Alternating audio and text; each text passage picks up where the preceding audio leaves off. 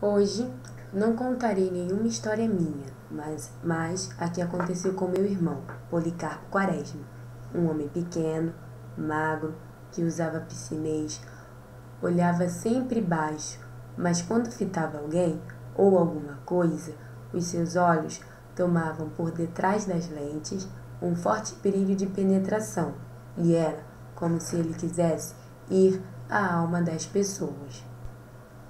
Morávamos na época no Rio de Janeiro, ele sempre buscando saídas políticas, econômicas e culturais para o Brasil. Policarpo passa grande parte de seu tempo enfiado nos livros, pelo que é criticado por parte da vizinhança, que não consegue aceitar que alguém sem titulação acadêmica possa possuir livros. Quando ele decide aprender a tocar um instrumento mal visto pela burguesa sociedade carioca da época, o violão, por considerá-lo um representante do espírito popular do país, é criticado mais ainda. E é no aprendizado do instrumento que conhece aquele que será seu grande amigo no correr da vida, o seresteiro Ricardo Coração dos Outros, contratado para lhe ensinar. Porém cedo, Policarpo se desencanta pelo violão e pelo folclore, e parte em busca das tradições genuinamente nacionais, as indígenas. Meu irmão então toma uma grande decisão.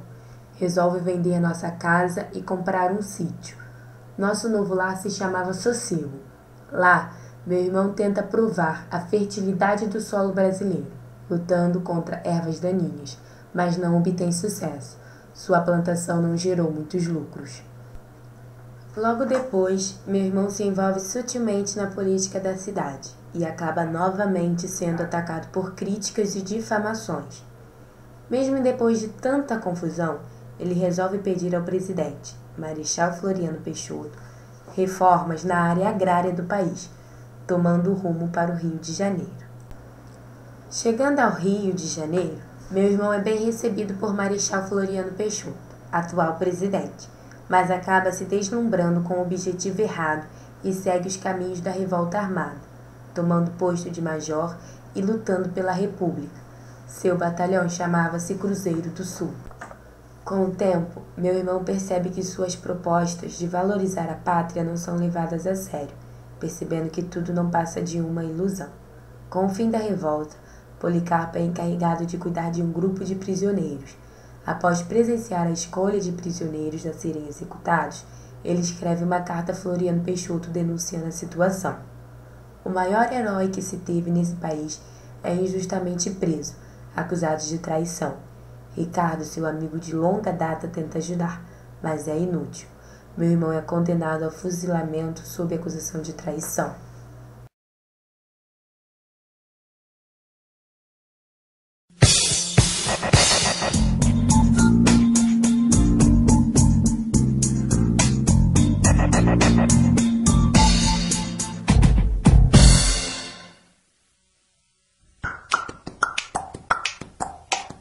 Esta é a história de um menino mulato, neto de escravos. A história de um jovem inteligente e pobre que viu o pai enlouquecer e, para cuidar da família, teve que abandonar os seus estudos. A vida de um homem que escrevia denunciando os absurdos de uma sociedade injusta. Autor de Triste Fim de Policarpo Quaresma, incompreendido, considerado louco e que morreu aos 41 anos. Esta é a história de Lima Barreto, um dos grandes mestres da literatura brasileira.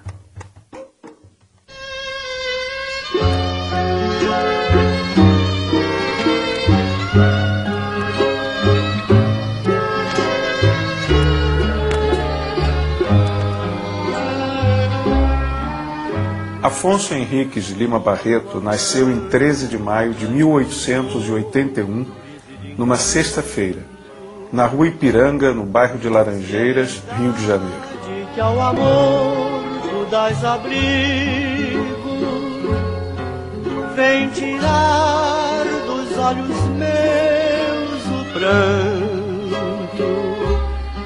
Filho de João Henriques de Lima Barreto, tipógrafo da imprensa nacional, e de Amália Augusta Barreto, professora primária de um colégio que também funcionava na Rua Ipiranga. Céu, a lua branca,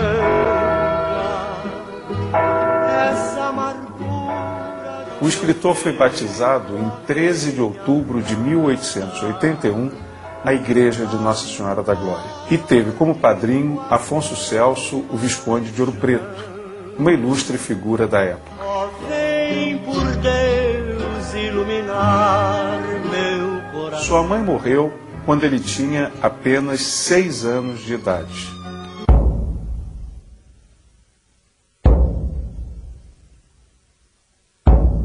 Ele participa com o pai da missa campal pela celebração da abolição da escravatura.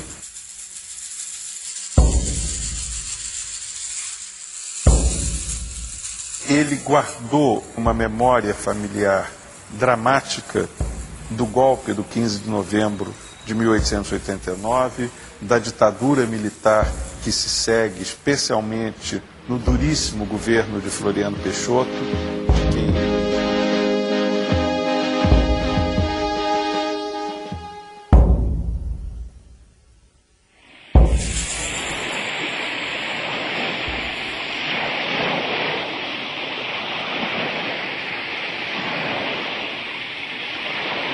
Quando meu pai foi para a Ilha do Governador exercer um pequeno emprego nas colônias de alienados, recentemente fundadas pelo governo republicano, isto em 1890, a ilha vivia, por assim dizer, isolada do Rio de Janeiro, quase sem comunicações diárias com o centro urbano, abandonada por seus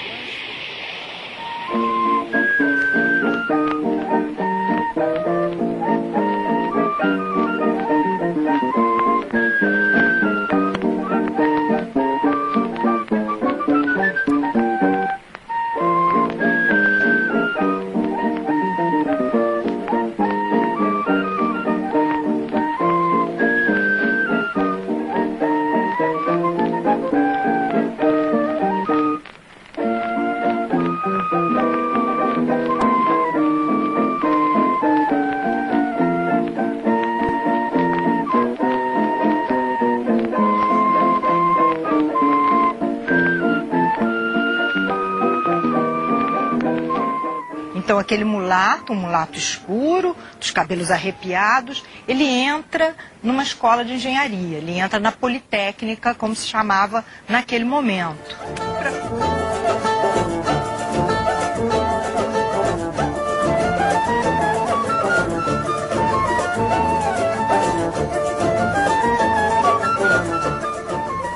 Estudante já está se movimentando, já está interessado no jornalismo, já está namorando essa ideia de atuar escrevendo de uma forma a ser mais facilmente divulgada.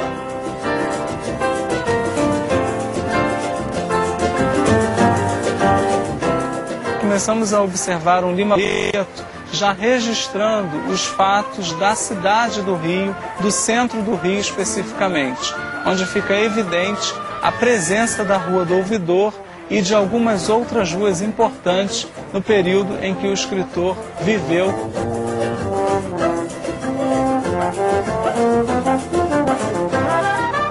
A gente tem cuidado, a gente não gosta de dizer, né, que existe racismo no Brasil, embora a gente saiba que existe e continue existindo.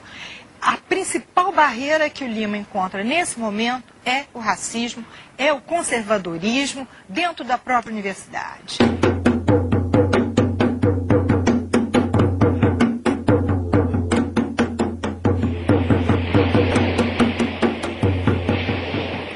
Começa uma fase tenebrosa na vida do escritor. Na madrugada de 15 de agosto de 1902, o pai do escritor irá enlouquecer, tendo que abandonar os estudos da Politécnica.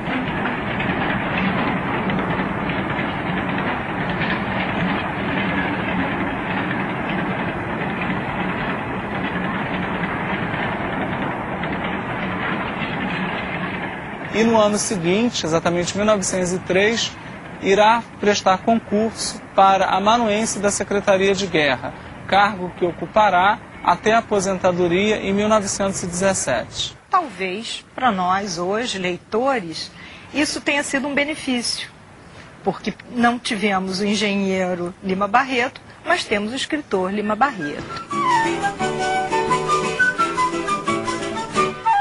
Dorinha, meu amor, porque me faz... Lima então começa a publicar.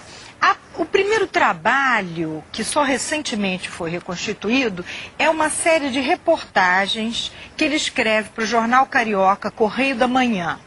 E é uma série de reportagens sobre os primeiros movimentos de demolição do Morro do Castelo, um grande morro no centro do Rio de Janeiro, e que se decide que enfim, a cidade, né? A cidade não deve ter esse ar tão tropical.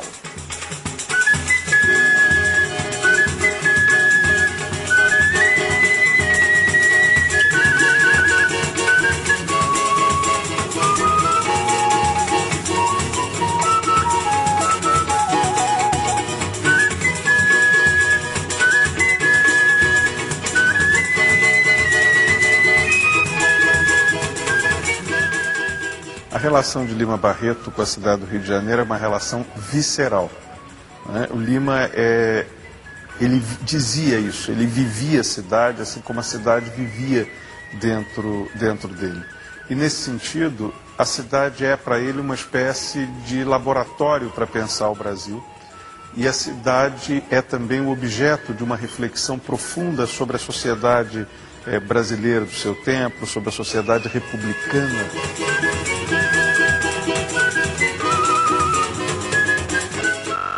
É assim que ele vai cunhar a expressão botafogano para identificar aqueles que, mesmo nascendo e vivendo no Rio de Janeiro e vivendo em Botafogo, viviam com a cabeça em Paris.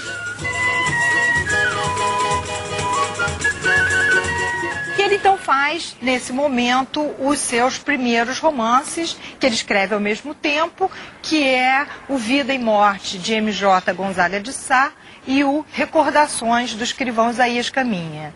E aí está o grande problema.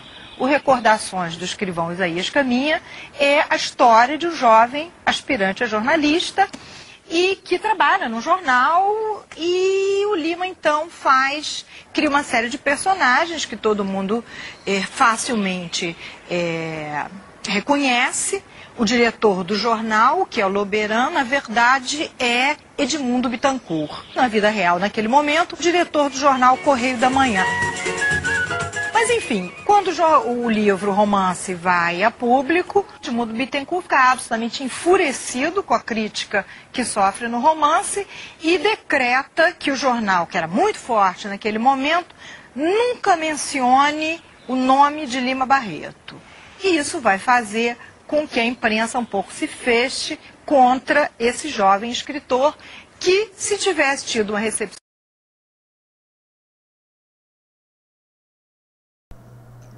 Nas últimas décadas do século XIX e nas primeiras do século XX, o Brasil também viveu sua bela época.